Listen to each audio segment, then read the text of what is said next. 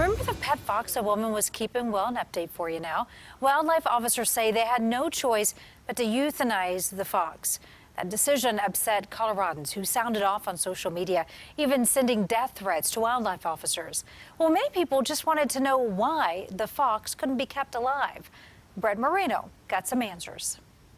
Death threats, nasty letters, emails, all the above. We've seen it and heard it all. People were outraged over this pet fox story. It broke animal lovers' hearts. It was a very sad situation, and it's very sad for our wildlife officers too.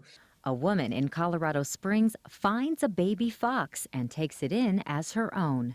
I knew that if I didn't do anything, this fox was going to die. But this ultimately led to its death. Colorado Parks and Wildlife officers euthanized the fox. Public outrage followed with countless messages on CBS 4's Facebook page and dozens of messages to CPW. One reading, "CPW are inhumane expletive," and another reading, "Seems like the officials just wanted to kill the fox to teach the woman a lesson out of spite." One of the biggest critiques people had about Colorado Parks and Wildlife officers is, why did they have to euthanize the fox? Main reasons is a disease concern.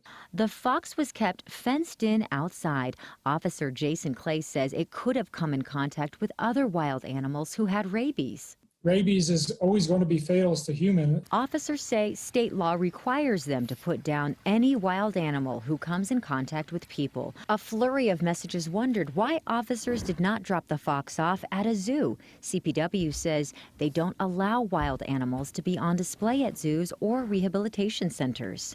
All wildlife per state statute needs to be in the wild. People mean good and have a strong passion for wildlife and helping them out. But it's just not the case when someone tries to take an animal in. If a wild animal is domesticated in any way, CPW says that animal will never survive in the wild on its own. So to make sure animals survive, just leave the wildlife alone. I'm Britt Moreno, covering Colorado First.